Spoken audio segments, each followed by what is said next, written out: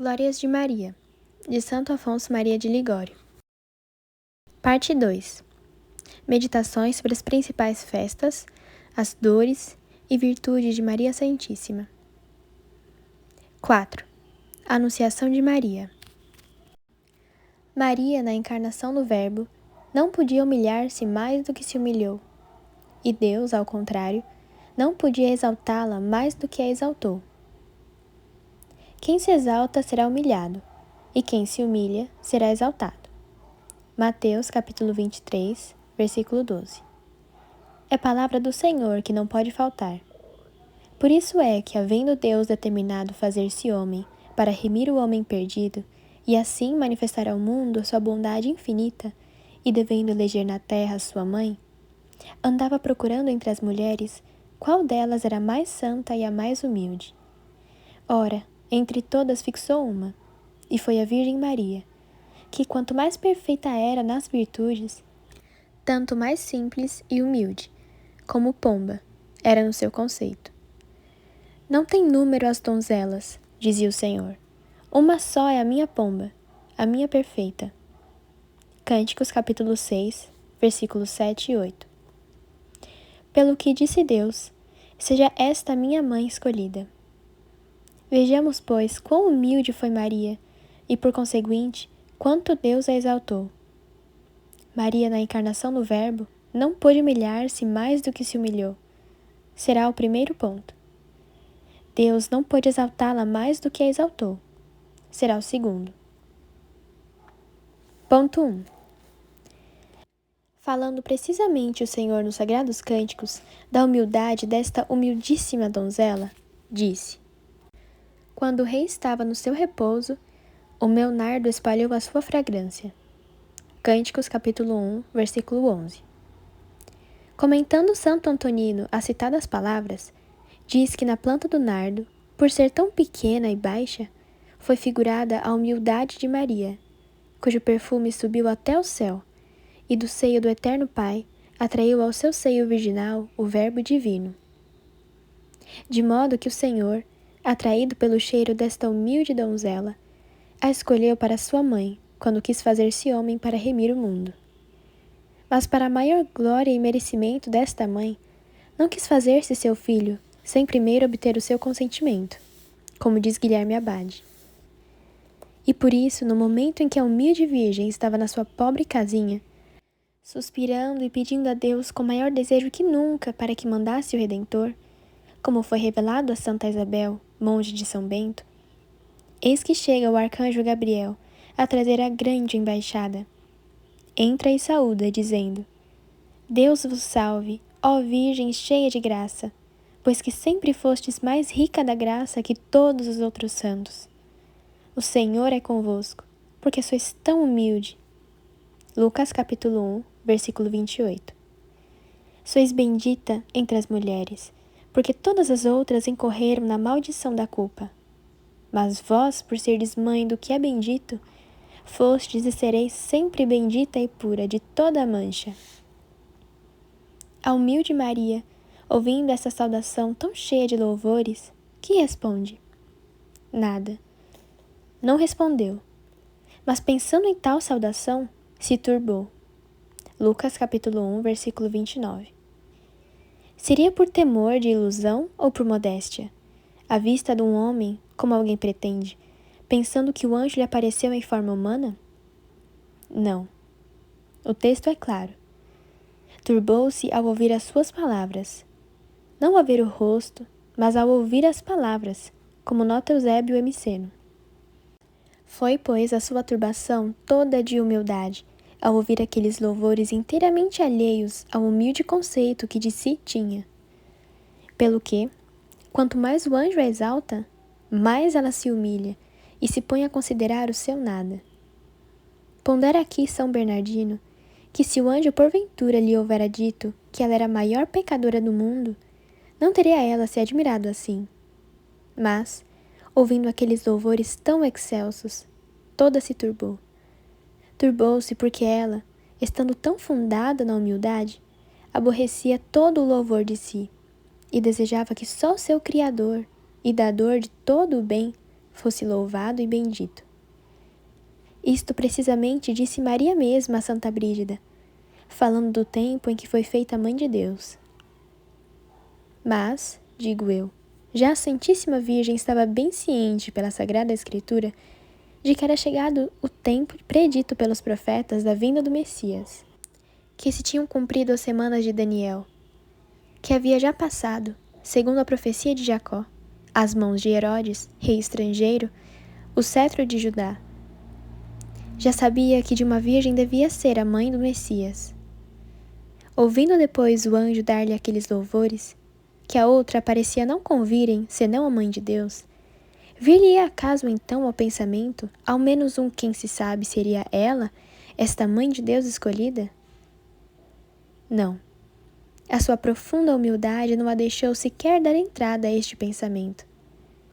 Serviram somente aqueles louvores para fazê-la penetrar de um grande temor, de tal modo que, como pensa São Pedro Crisólogo, assim como o Salvador quis ser confortado por um anjo, assim também foi preciso que São Gabriel, vendo Maria tão assustada com aquela saudação, a animasse, dizendo: Não temais, Maria, nem vos admireis do título sublimes com que vos saudei.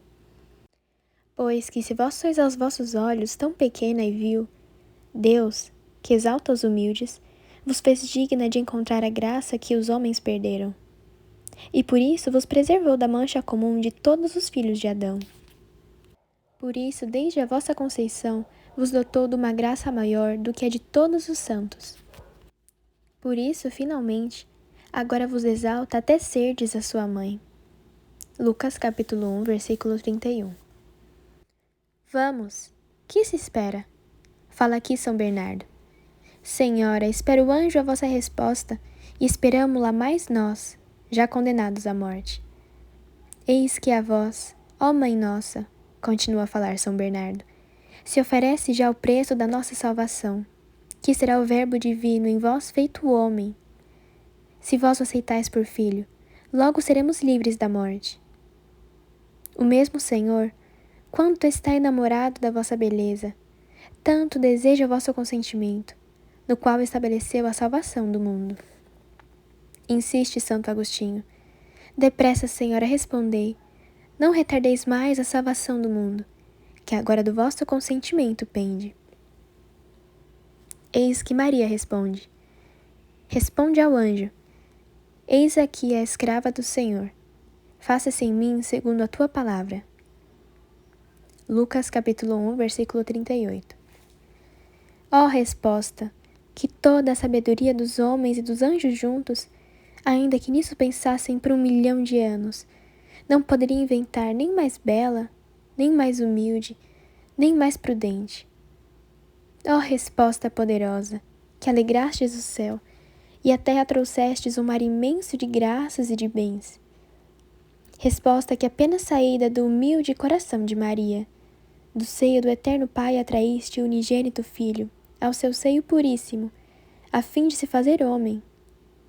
Sim, porque mal foram proferidas aquelas palavras. Faça-se em mim segundo a tua palavra. O Verbo se fez carne, o Filho de Deus se fez também filho de Maria. Oh, faça-se, poderoso, exclamação Tomás de Vilanova. Oh, faça-se, eficaz. Oh, faça-se, mais que todo o outro venerando. Porque com os outros faça-se, criou Deus a luz, o céu, a terra. Mas com este faça-se, de Maria, diz o santo, um Deus se fez homem como nós. Mas não nos afastemos do nosso ponto. Consideremos a grande humildade da Virgem nesta resposta. Certamente ela fora iluminada o suficiente para conhecer quão elevada era a dignidade de Mãe de Deus. Já o anjo lhe havia dado a segurança de que ela era esta feliz mãe eleita do Senhor.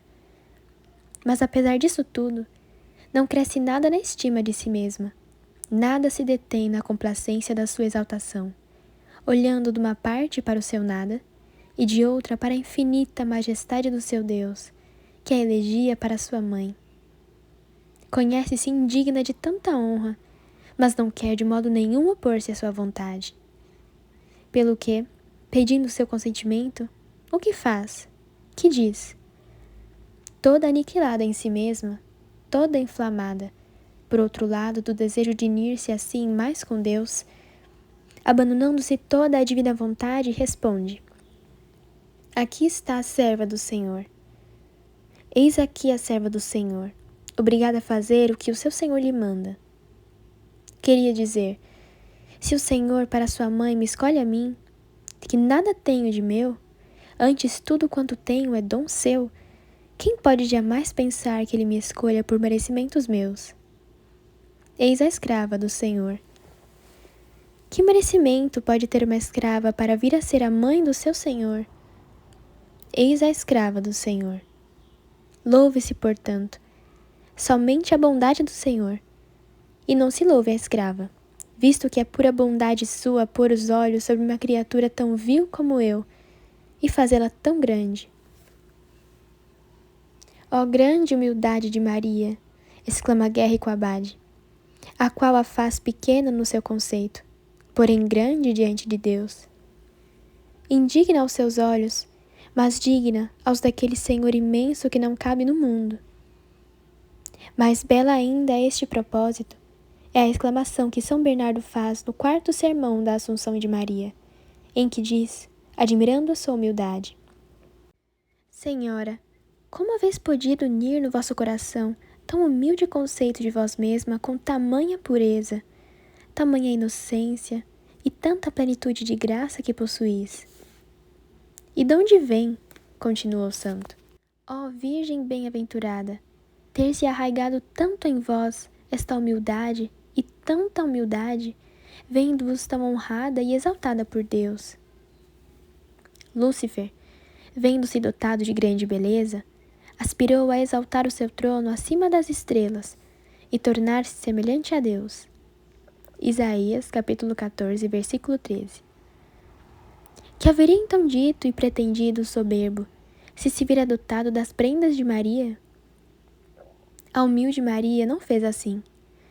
Quanto mais se viu exaltada, tanto mais se humilhou. Ah, Senhora, por esta tão bela humildade, conclui São Bernardo, bem digna vos fizeste de ser olhada por Deus com amor singular, digna de enamorar o vosso rei com a vossa pureza, digna de atrair com o odor suave da vossa humildade o eterno Filho, do seu repouso, do seio de Deus, ao vosso puríssimo ventre. Por onde diz Bernardino de Bustes, que mereceu mais Maria com aquela resposta, eis a escrava do Senhor, do que poderiam merecer todas as criaturas com todas as suas boas obras. Assim é, diz São Bernardo, porque esta inocente virgem, se bem que com a sua virgindade se tornou cara a Deus, contudo com a sua humildade se fez depois digna, quanto podia fazer-se digna uma criatura de ser mãe do seu Criador. E confirma isto São Jerônimo, dizendo que Deus, mais pela sua humildade do que por todas as suas outras sublimes virtudes, a escolheu para mãe. Maria mesma exprimiu isto a Santa Brígida, dizendo-lhe: donde mereci eu tão grande graça de ser mãe do meu Senhor, se não de ter conhecido o meu nada e me ter humilhado?